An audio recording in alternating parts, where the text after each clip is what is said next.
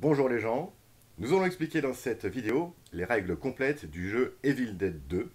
C'est un jeu semi-coopératif pour 3 à 6 joueurs qui n'est pour le moment édité qu'en anglais chez Jasco Games et dont les auteurs sont Josh Derksen, Dylan Birtolo et Thomas M. Gofton. Pour commencer, voyons déjà le but du jeu. Pour les humains, il va s'agir de réussir à fermer le portail démoniaque, et pour les Deadites, il s'agit plutôt d'invoquer les démons de Cordarian pour l'emporter. Mais également, si quelqu'un doit piocher une carte corruption, mais qu'il n'y en a plus, à ce moment-là, les Deadites remportent la partie également. Il est bon de savoir que tout le monde perd la partie, humain et Deadite, si le deck de cartes événement est vide quand on doit en piocher une. Voyons maintenant le setup de la partie. Il faut installer le plateau de jeu, l'ensemble des jetons objets, ce sont ces objets-là, ces petits jetons. On place l'intégralité des jetons objets, plus des jetons avec les pages du Necronomicon. On en installe 11 pour une partie à 3 joueurs, 13 pour 4, 15 pour 5 et 17 pour 6 joueurs. On installe ces jetons sur les emplacements prévus sur le plateau et qui indiquent combien d'objets seront posés suivant le nombre de joueurs. Ici j'ai un une fois, ici j'ai un une fois mais avec un 6P, donc cet emplacement ne sera utilisé que si nous avons 6 joueurs. Il y a des emplacements 5 joueurs également, il doit y en avoir sûrement des pour 4 joueurs également. Ici par exemple. Il y a des fois des 2X, des 3X, il y aura donc 1, 2 ou 3 items au début du jeu sur ces emplacements. Ensuite, chaque joueur prend un personnage et sa fiche, plus sa figurine. Voici à peu près à quoi ressemble une fiche personnage. Hop. Nous avons en haut le nombre de blessures qu'il peut subir. Ensuite, nous avons sa valeur d'attaque, sa valeur de déplacement et sa valeur de vertu. Une fois que l'on a choisi son personnage, on le place à l'intérieur du chalet. Nous avons des emplacements sur le plateau qui sont définis par les petites zones orange. Alors, je ne sais pas si on les voit très bien sur la vidéo. Je vous ferai peut-être un petit insert là si je le sens bien, pour pouvoir que vous voyez bien les différentes zones. Sur les zones extérieures, ça ressemble un peu à des dalles, ce sont des fissures dans le sol qui définissent les différentes zones. À l'intérieur du chalet, vous avez des fenêtres, des portes et des lignes oranges qui définissent les différentes zones. Une fois qu'on a placé la figurine sur le plateau, on mélange les cartes événements. Donc on prend toutes les cartes événements, ce sont des cartes Events, avec tout plein d'informations sur comment on place les Deadites. On en prend, on les prend toutes, on sépare la carte We're Gonna Die. Elle sera placée en 5e position avant la fin de la pile, donc il faudra mettre 8 cartes au-dessus et 4 cartes en dessous. On crée ensuite le paquet de cartes corruption. Ce sont des cartes corruption, avec soit marqué humain d'un côté, soit marqué Deadite. C'est ces cartes-là qui vont définir dans quel camp vous êtes, si vous êtes un Deadite ou si vous êtes un humain. Donc pour créer ce paquet de cartes, on va toujours se fier au nombre de joueurs. À 3 joueurs, on placera une seule carte Deadite et 11 cartes humains. À 4 joueurs, 2 Deadite, 14 humains. À 5, 2 Deadite, 18 humains. Et enfin pour 6, 3 Deadite et 21 humains. On mélange ce paquet que l'on vient de former et on donne une carte à chaque joueur. Attention, pour le moment, vous n'êtes pas encore autorisé à regarder cette carte et donc vous ne savez pas si vous êtes un humain ou un Deadite. On définit ensuite qui est le premier joueur. Il prend le petit jeton Necronomicon, il restera premier joueur pour toute la partie. Ensuite, on tournera dans le sens des aiguilles montres à partir du premier joueur. Voilà, là j'ai fait un setup pour 3 joueurs. J'ai donc donné une carte personnage à chaque joueur, un plateau objet, la figurine, positionnés dans la cabane au début du jeu. Une carte corruption également à chacun. Et pour le moment, je vous rappelle qu'ils n'ont pas le droit, les joueurs n'ont pas le droit à ce moment-là du jeu de regarder encore ce qui se cache sous cette carte corruption. Donc il est fort probable, il est possible en tout cas, que l'un de ces joueurs soit déjà un Deadite. Mais il ne le sait pas lui-même.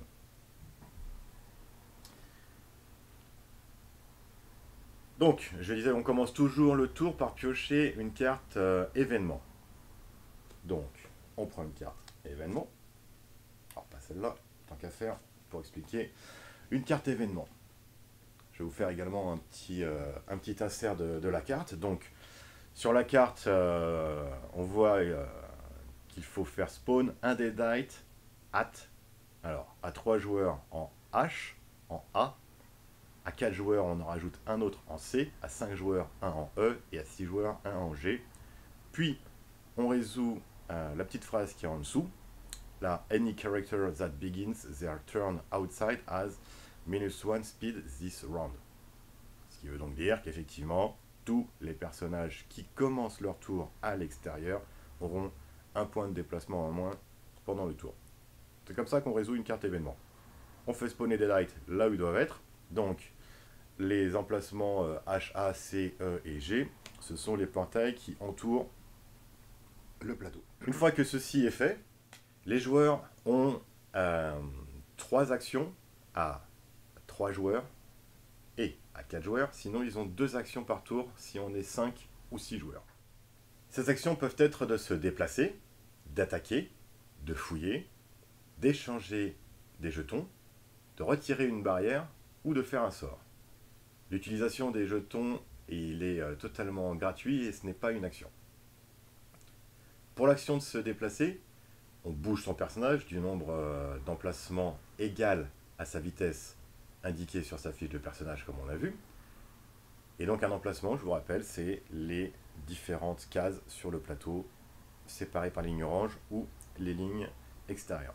Une petite subtilité lors du déplacement, si on doit traverser une fenêtre, par exemple nous avons la hache avec sa magnifique figurine qu'on ne voit pas non plus, il peut passer par la fenêtre ici, mais ça lui prend tous ses points de déplacement. Si je dois sortir, peu importe combien de points de déplacement il me restait, ça finit l'action de déplacement. Que j'en ai 1 ou 3, c'est pareil. Si on doit sortir d'une zone où il y a plus d'ennemis que de survivants, enfin que d'humains, tout du moins. Là, nous avons 2 Deadites sur la case avec H. Peu importe le déplacement de H. Bon, alors H, c'est peut-être un mauvais exemple. Non, H, il a une vitesse de 2. Donc, en théorie, il est capable de se déplacer de 2 emplacements. Sauf que là, il est submergé par les Deadites. Donc, ça limite son déplacement à 1. Il ne peut faire que ça pour une action. Voilà en gros pour les déplacements. La vitesse de déplacement donne le nombre d'emplacements que l'on peut parcourir. Pour une action, on peut également attaquer. On peut attaquer les Deadites, mais également des joueurs qui seraient présents sur notre case. On regarde alors sur sa fiche sa valeur d'attaque. H dispose d'une attaque de 3. Il prend donc les 3 dés. On lance ce nombre de dés. Là, j'ai fait un succès puisque j'ai un résultat tronçonneuse et 2 échecs parce que j'ai 2 crânes de Deadite. Le succès dit que je tue un Deadite. Les échecs, par contre, ils vont être problématiques parce qu'ils vont m'obliger à faire un test de vertu. Et comme j'ai également plus d'échecs que de succès, je prends un dégât. H a pris un dégât. Donc, pour reprendre l'exemple total, donc par succès, on élimine un Deadite. Si j'ai autant de succès que d'échecs, je vais devoir faire un test de vertu de difficulté 1. Et comme on a vu, si j'ai plus d'échecs que de succès, je vais quand même faire devoir ce test de vertu, mais en plus, je prends un dégât. Si on attaque un joueur, on peut soit lui infliger des dégâts suivant le nombre de succès, soit lui prendre autant d'objets que de succès. Et pareil que contre les Deadites, si vous obtenez autant ou plus d'échecs que de réussites, le fameux test de vertu de difficulté 1 et le dégât qui va bien, le cas échéant. Donc le test de vertu, voyons tout de suite ce que c'est. On a toujours la caractéristique de vertu sur notre personnage. HA1 en vertu. Je jette le dé. Et suivant le résultat, on va devoir prendre ou pas des cartes corruption. On prend une carte corruption sur un résultat de dé avec la phase Deadite. Mettons que j'ai fait ce résultat Deadite. H prend donc une deuxième carte corruption. Et ce n'est qu'à ce moment-là que l'on peut regarder ces cartes corruption. À partir du moment où on prend une deuxième carte corruption, ou alors lors d'une fouille, j'obtiens une page du Necronomicon, là aussi je peux regarder à quel camp j'appartiens. Donc je prends les deux cartes de H. Il n'a pas de carte Deadite, il reste humain. Pour le moment. Il n'est pas à l'abri de tirer une autre carte corruption à un moment donné qui lui donnerait la carte Deadite. Ensuite, on a la troisième action que l'on peut faire lors de son tour, et c'est bien évidemment de fouiller pour pouvoir acquérir de plus en plus d'équipements pour pouvoir affronter le jeu.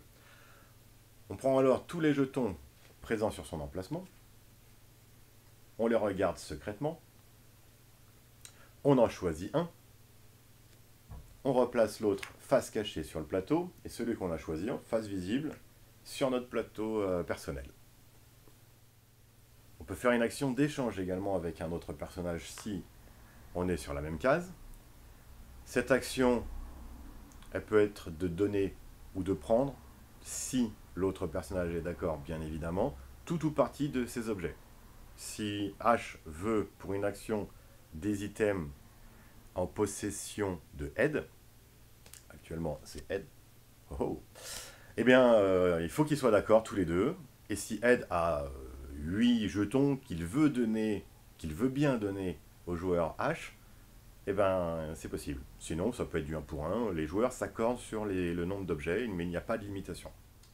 Pour une action, on peut également retirer une barrière du plateau. Les barrières, ce sont ces jetons-là. Ces barrières s'installent sur les fenêtres ou sur les emplacements où il y a une porte. On a vu tout à l'heure, je vous ai dit, les jetons s'utilisent gratuitement, ce n'est pas une action. Donc si, lors de la fouille, j'obtiens l'item barrière, gratuitement pendant mon tour, je pourrais poser une barrière sur une fenêtre ou une porte. Mais pour retirer ces barrières, c'est pas aussi simple, il faudra dépenser donc une action. Et enfin, grâce aux pages du Necronomicon, nickel, il y en avait bien là. Alors, hop, pareil, je vous mettrai un petit insert du jeton page Necronomicon. De toute façon, je vous ferai un zoom sur les items. On parlera de tous les items à la fin, et donc vous verrez un gros zoom sur le plateau du joueur personnel. Donc si on a au moins une page du Necronomicon, on peut utiliser son pouvoir et donc réaliser certains sorts.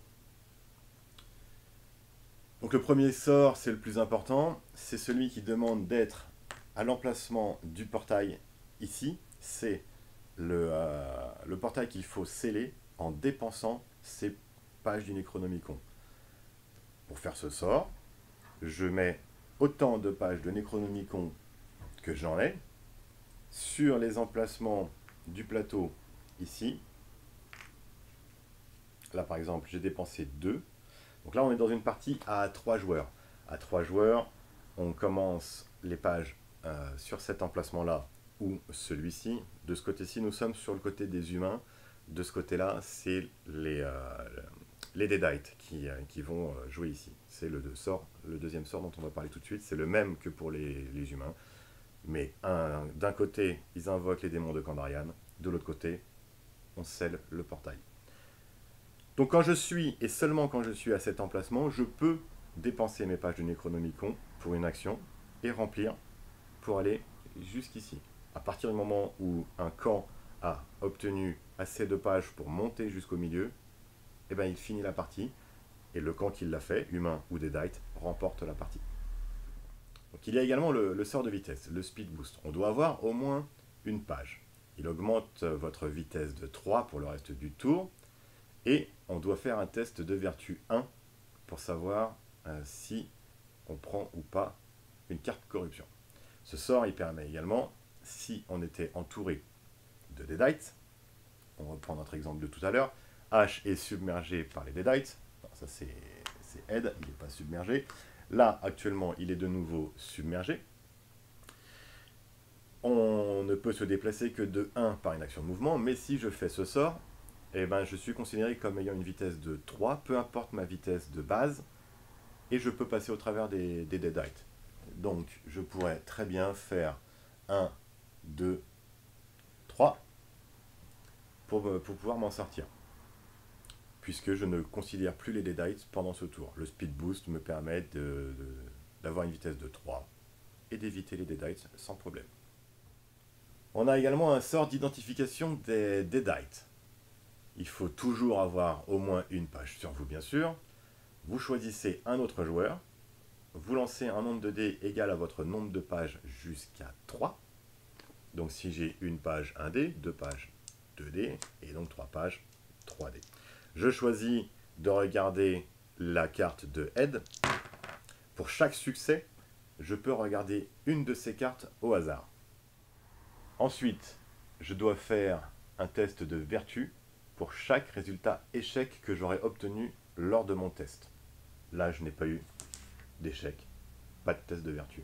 Si j'avais eu 3 failures, eh ben, j'aurais été bien dans la merde avec H, parce que H, il a beau être très fort, il n'a que 1 en vertu.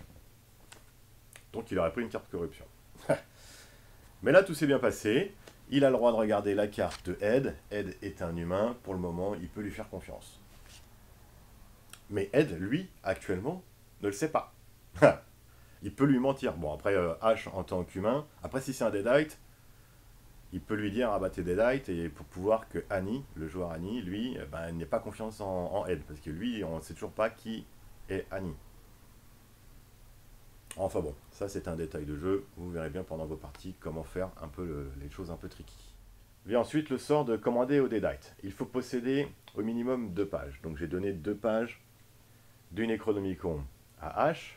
Dans notre exemple, il est ici. Nous avons un groupe de Deadite là et un groupe de Deadite ici. Il peut commander à tous les Deadites qui se situent dans les 2 cases à côté de lui. Il peut les déplacer d'une case où il veut. Donc ce groupe-là se situe à 2 cases de H. Ce groupe-là est à 3 cases. Il ne peut pas commander à ces Deadites-là. Il les déplace, par exemple, ici. Mais après, il doit faire un test de vertu 2. Malheureusement, H n'a que 1 en valeur de vertu.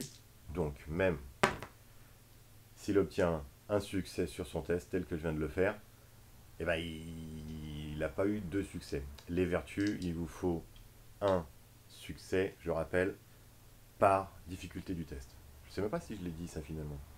Pour les tests de vertu, vous avez des tests de difficulté de vertu 1, 2 ou 3. Donc là, nous sommes sur une difficulté 2.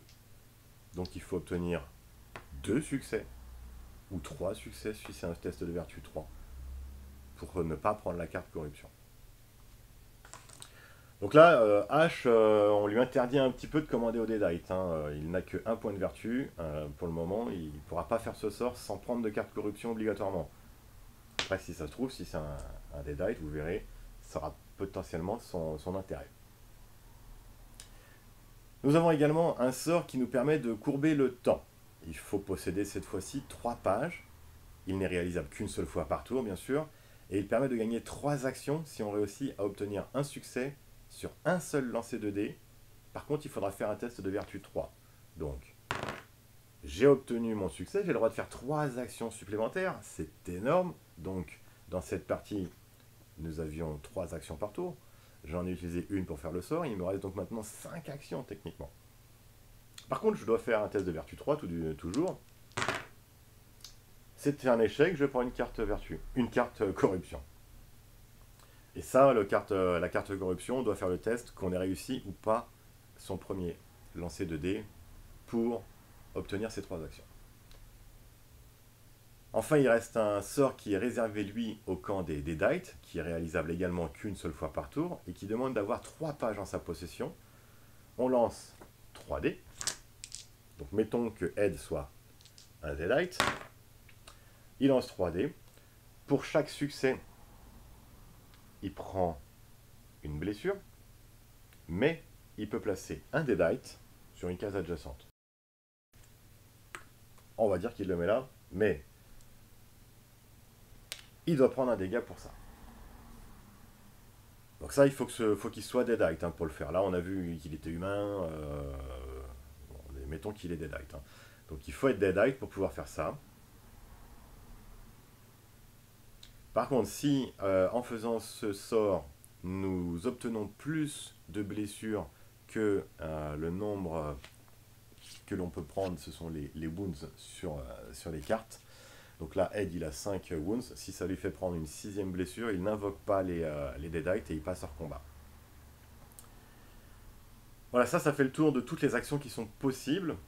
Je vous rappelle donc se déplacer, attaquer, fouiller, échanger, retirer une barricade ou faire un sort. Les jetons n'utilisent pas d'action. Une fois que tous les joueurs ont fini leur tour, on passe au tour des Deadites. Les minions, ils se déplacent d'un espace vers le joueur le plus proche et par le chemin le plus court. Donc si on met H ici, actuellement les Deadites sont à 1 de distance de Ed et à 2 de distance de H. Donc tous ces minions, tous ces Deadites vont vers Ed. S'il y a plusieurs joueurs à la même distance, mettons que H soit là, les Deadites vont vers celui qui a le plus de pages du Necronomicon. Donc finalement, dans cet exemple, c'est vers H qu'ils iront, puisqu'on a vu que H, pour le moment, possède toujours 2 pages du Necronomicon. Si les joueurs ont le même nombre de pages, les Deadites vont vers celui qui a le jeton premier joueur. Ou alors, vers celui qui en est le plus proche en sens horaire. Un fait intéressant, mettons qu'on soit comme ça, que lui soit plus loin. Les Deadites sont ici, il y a une barrière là. Le chemin le plus court pour aller des Deadites vers H, c'est passé par la barrière. Et ben les Deadites ne bougent pas, ils restent ici, parce qu'il y a la barrière. Ils veulent passer par là, mais la barrière les empêche, donc ils stoppent ici. Ils ne contournent pas du fait de la barrière. Ils restent là, ils s'agglutinent. S'il n'y avait pas de barrière, ils sont 5, il y a une fenêtre, mais les Deadites peuvent passer par les fenêtres quand il n'y a pas de barrière. Un seul passe au travers. C'est un par un, chacun son tour. Ils se mettent en file indienne, ils sont bien contents. En tout cas, ils ne peuvent pas passer, tout simplement. Enfin, ils passent un par un. Une fois que tous les Deadites ont effectué leur déplacement, ils attaquent. S'ils sont sur une case avec un autre joueur. En l'occurrence, actuellement, j'ai placé H avec 3 Deadites. Ed, il est tout seul, il n'y a pas de souci. On va devoir jeter un dé par Deadite présent sur sa case. Donc H a 3 Deadites. Il jette 3 dés. 2 succès et une case neutre. Il évite 2 attaques de Deadite grâce à ses succès.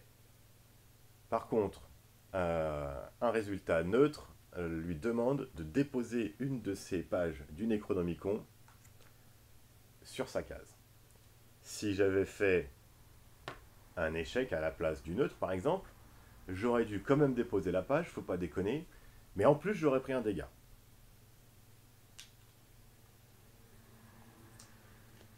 S'il y avait eu plus de 3 Deadites, j'aurais jeté 3 dés plus 2 blessures automatiques par Deadite supplémentaires.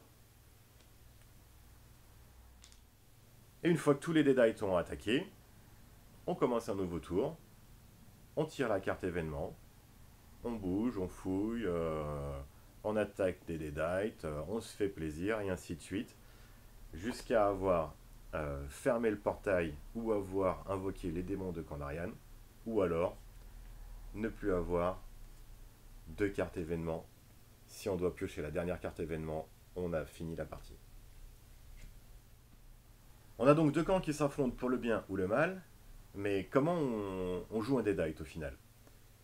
Petit rappel, hein, vous pouvez être un Deadite dès le début de la partie, mais vous ne pouvez pas le savoir au début. Vous êtes considéré comme un humain tant que vous n'avez pas de carte Deadite qui est révélée devant vous. Pour le moment, les cartes corruption sont face cachée. Tant qu'on a sa carte Deadite qui est face cachée, on est considéré comme un humain au niveau des règles et au niveau des cartes et des objets. On peut faire donc toutes les actions qui sont autorisées aux humains. On ne peut pas faire les actions des Deadites. Donc, le sort qui était d'invoquer les Deadites, par exemple, ou l'invocation de Kandarian. À tout moment, vous pouvez décider de vous révéler en tant que Deadite pour éviter des événements qui touchent les humains auxquels vous ne voudriez pas avoir, pour pouvoir effectuer l'invocation de Kandarian, bien évidemment. Quand vous le faites, vous vous révélez en tant que Deadite. Oh là là, Annie était Deadite. Vous pouvez le faire pour éviter que les Deadites ne vous attaquent. Mettons, si H, là, dans cette position, il est Deadite, il y a 5 Deadites sur lui, il va prendre super cher. Il peut dire, ok, je suis Deadite, et donc les Deadites l'ignorent complètement. À partir du moment où vous êtes révélé en tant que Deadite, vous n'êtes plus la cible des minions, des boss, ou des cartes qui affectent les humains. Pareil pour les objets. Il y a des objets qui affectent que les humains, il me semble. On va regarder ça. Par contre, quand vous vous révélez en tant que Deadite, si vous aviez plusieurs cartes corruption, vous n'en montrez qu'une. Bon là, en l'occurrence, dans une partie à 3 joueurs, il n'y a qu'une seule carte Deadite. Donc, une fois que tu es révélé Deadite, plus personne d'autre ne peut l'être. Dans une partie à 4, 5 ou 6 joueurs, il y a une, deux ou trois cartes. Enfin, il y a 2, 3 cartes Deadite en plus. Enfin, en tout. Donc un seul joueur peut avoir toutes les cartes Deadite à un moment donné. Mais ça, les autres ne doivent pas le savoir. Vous verrez qu'il y a possibilité de refiler ces cartes.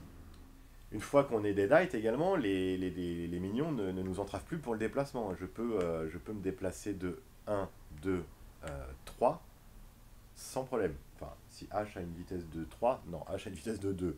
Donc, une fois qu'on est révélé, on peut sortir d'une case où on est submergé par les Deadites, puisqu'on est nous-mêmes un Deadite. Les Deadites ne nous embêtent plus. 1, 2.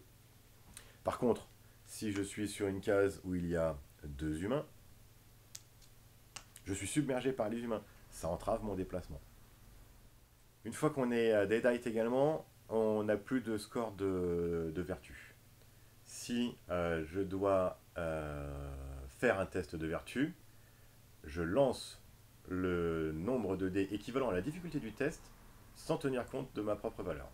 Mais par contre, je prends un dégât par échec. Mais je ne peux plus obtenir de carte. Et que se passe-t-il lorsque l'on prend plus de dégâts que notre valeur de résistance, les wounds? Eh bien, on retire notre figurine du plateau. On dépose l'intégralité des jetons en notre possession face cachée sur le plateau. On révèle une de nos cartes corruption. Donc si je suis un humain, je pourrais replacer mon personnage sur n'importe quel emplacement à l'intérieur de la cabane au début de mon prochain tour, en retirant toutes les blessures qui seraient présentes donc sur ma fiche personnage. Normalement on en a plein puisqu'on est passé hors combat. Et je me redispose où je veux dans la cabane. Si je suis un Deadite révélé, je placerai ma figurine toujours à mon tour, mais sur un des emplacements des apparitions de Deadite, mais par contre je n'aurai pas d'action à ce tour. Petit cas particulier, lors d'un combat entre joueurs, si je parviens à infliger plus de blessures, donc à faire passer hors combat mon adversaire, je peux lui prendre tout ou partie de ses jetons. Ensuite, je peux regarder une de ces cartes corruption. Et si jamais j'affrontais un Deadite, bah, il n'y a pas de conséquences autres, vu qu'on sait déjà que c'est un Deadite. On ne peut pas regarder ses autres cartes corruption s'il en avait. C'est surtout ça l'intérêt. Par contre, si on est un Deadite et qu'on met un humain hors combat, on peut à ce moment-là lui donner une de nos cartes corruption qui n'était pas encore révélée, et ainsi donc potentiellement transformer un autre joueur pour qu'il rejoigne notre camp. On peut sinon, si on n'a pas de carte ou si on le choisit, prendre la première carte du paquet corruption, la regarder, lui donner face cachée. On va finir par jeter un œil aux boss et aux items du jeu, comme ça on aura tout vu. L'apparition des boss est faite par les cartes événements. Donc en plus des deadites normaux que l'on doit faire apparaître sur les portails, le petit texte parfois nous dit il faut faire spawn tel ou tel boss. Donc, par exemple, ça c'est la carte de Henrietta, et il nous dit spawn Henrietta at the cellar trapdoor. Alors, vous l'aviez peut-être pas remarqué parce qu'il y a plein de deadites dessus, mais sur cette case-là, il y a le cellar trapdoor. Donc, quand on a la carte événement d'Henrietta, on la pose sur cette case. Henrietta, elle est chiante. Hein. Pour tuer Henrietta, il faut obtenir 3 succès sur le même lancer de dés. J'en ai que 2. Henrietta est toujours vivante. C'est dommage. Donc oui, il y a certains personnages qui n'ont pas 3 d'attaque, qui ne pourront en aucun cas tuer Henrietta sans l'aide d'objets particuliers. Quand Henrietta se déplace, elle se déplace de 1. Mais par contre, elle attaque comme 3 deadites. Elle est considérée comme 3 deadites. Il y a également l'arbre. Alors l'arbre, lui, il spawn des deadites, hein, comme d'habitude. Hein, ça ne change pas, toujours des deadites. Hein. Là, on lance un dé pour savoir où l'arbre va spawn. Sur un résultat succès, il va spawn sur l'emplacement B. Sur un résultat neutre, il va spawn en G. Et sur un échec, il va spawn en D. Donc l'arbre, il est bien badass. Hein, j'adore cette figurine. Donc bon, mettons, il est là. Alors lui, il ne bougera pas lors de la phase de déplacement des deadites. Mais à la place, il va attirer vers sa case tout joueur qui serait présent à 2 de distance de lui. Donc ça, il le fait seulement s'il n'a personne qui est déjà sur sa case. Donc si tous les joueurs sont dans son aire d'effet, il les attire tous. À 2 cases donc de distance. Ce qui est problématique quand on est sur la case de l'arbre, c'est qu'on ne peut pas se déplacer. Il y a toujours un survivant, enfin un humain qui sera bloqué sur la case de l'arbre tant qu'il sera vivant. Si on est 2 humains sur la case de l'arbre, il n'y a pas de souci. Un des 2 peut partir. Le deuxième restera bloqué dessus. Là, si lui s'en va, H se retrouve comme un con. Il est bloqué. On peut tuer l'arbre. Pour tuer l'arbre, il faut 2 succès. Lors de la phase de combat, l'arbre est considéré comme 2 deadites. Ensuite, que serait Evil Dead sans la fameuse main de H? Elle est vraiment super stylée.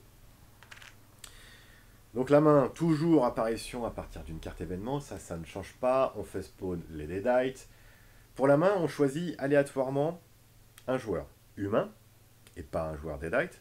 Donc un humain, choisi aléatoirement, donc vous vous démerdez, hein, vous jetez les dés à celui qui obtient le plus ou moins de succès, le plus de deadites, vous vous démerdez. Il y en a un qui prend un dégât, et celui-ci, celui qui prend un dégât, fait spawn la main à l'emplacement de son personnage. Donc la main, quand on l'affronte, on ne peut pas la tuer. La main, elle est immortelle, c'est bien relou. Mais pour au moins un succès sur son résultat d'attaque, on peut déplacer la main de 5 emplacements à partir de son personnage, à partir de là où elle était. Donc si lui, il l'attaque, il peut la déplacer de 1, 2, 3, 4, 5. Donc, lors de la phase de déplacement des deadites, la main, elle, se déplace de 3 emplacements. Donc elle peut faire 1, 2, 3. Elle aurait pu faire 1, 2, 3. Et il me semble que ça, je ne l'ai pas dit. Quand on a 2 chemins avec la même distance vers la même personne, et que c'est donc cette personne qui est ciblée, hein, bien sûr, sinon ça n'a pas d'intérêt, c'est le premier joueur qui choisit quel est le chemin qu'elle va prendre. Pareil pour les minions. Hein, lors de la phase d'attaque, la main est considérée comme un seul minion. C'est déjà bien, vu qu'elle est immortelle, elle va juste être bien casse-couille. Et enfin, pour finir avec les boss, et donc non des moindres, nous avons sur la carte We're Gonna Die, que nous avons placé en 5e position, je vous le rappelle, avant la fin de la game. Donc il n'y a plus que 5 tours à partir du moment où elle apparaît pour finir le jeu. Bon, déjà, on peut noter qu'il n'y a pas de spawn de Deadite sur sa carte tile. Ça, c'est cool. Par contre, on fait spawn la tête ici, sur le porche. Une main sur le Cellar Trapdoor et une main sur le Study. Donc ce boss est immortel, c'est-à-dire que lorsque vous l'attaquez, si vous obtenez un succès, on retire la figurine du plateau, mais elle reviendra à cet emplacement juste avant de tirer la prochaine carte événement. Donc au début du prochain tour, avant même la carte événement, hop, on replace la figurine. C'est valable pour la tête en elle-même et les mains. C'est important ce concept de je suis là, je suis pas là, puisque si nous nous trouvons sur la même case que les mains ou la tête, on ne peut pas faire de sort. Et la tête, elle est située sur la case du portail. Et la tête, elle ne bougera pas lors de la phase de déplacement des Deadites. Les mains, elles pourront bouger. Elles pourront bouger sur n'importe quelle case à l'intérieur de la cabane qui comporte soit une fenêtre, soit une porte. Les mains ne pourront jamais être au même endroit. Vous ne pouvez pas avoir les deux au même endroit. Elles se déplacent toujours de façon à avoir une cible. Si elles n'ont pas de cible, elles ne se déplacent pas. On ne va pas la mettre ici, il n'y a personne. Non. Par contre, si j'avais un joueur là, on doit déplacer une des deux mains ici. Si une main est déjà avec un joueur, ben, elle reste ici, hein, pas con, elle va l'attaquer. Donc elle ne peut aller que dans celle où il y a des fenêtres et ou des portes. Donc elle ne peut pas aller dans ces emplacements-là, elle ne peut pas aller juste dans ces deux emplacements-là et la bathroom. Lorsqu'il attaque le Rotten Apple, il inflige automatiquement un dégât et il force le personnage à déposer une poche du Necronomicon et à faire un test de vertu 1. Voilà. Ni plus ni moins. Donc bon courage pour affronter tous ces boss. Donc là on a vu l'intégralité des boss du jeu. On va regarder vite fait les items. Comme ça on aura vraiment fait le tour complet. L'alcool, on le défausse pour gagner 2 actions bonus. Le petit x3, c'est pour dire qu'il en existe 3 sur le plateau. Tous les items sont placés. Ça, je ne l'avais peut-être pas dit, mais tous les items. Il n'y a pas d'aléatoire. Vous trouverez forcément au moins 3 alcools. Si vous fouillez tous les items, il y aura les 3 alcools. Pareil pour tous les autres items, bien sûr.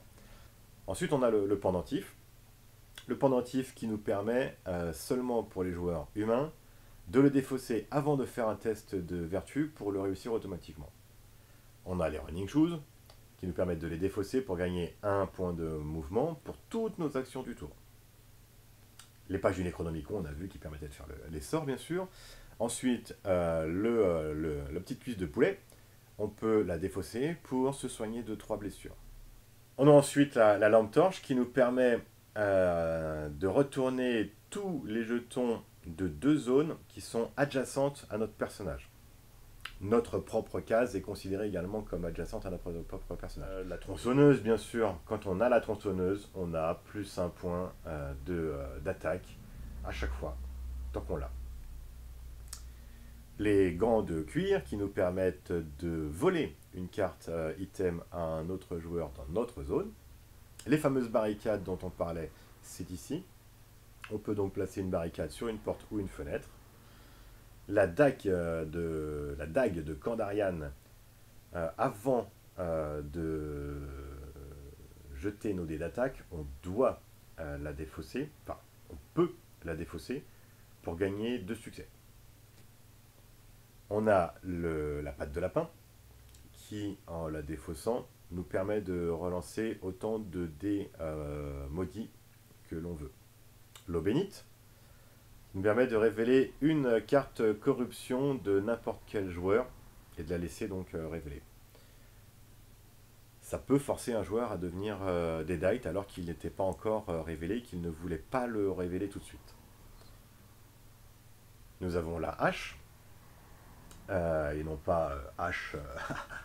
Non, on a la hache qui nous permet de relancer un dé par hache en notre possession à chaque fois qu'on attaque. Et il permet également d'enlever les barrières sans utiliser d'action. On peut utiliser également les wooden spikes, les petits pics de bois, pour placer un piège à notre emplacement.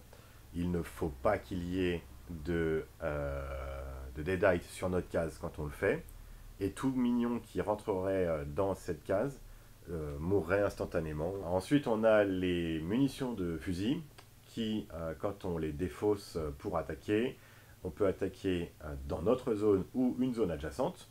C'est la seule action qui permet d'attaquer dans une zone adjacente. On ignore totalement les résultats neutres ou échecs. Par contre, on ne peut pas combiner cette action, bien sûr, avec la hache ou la dague de Kandarian, ni même la chainsaw n'a pas le plus sain. Voilà qui conclut cette vidéo sur les règles d'Evil Dead 2.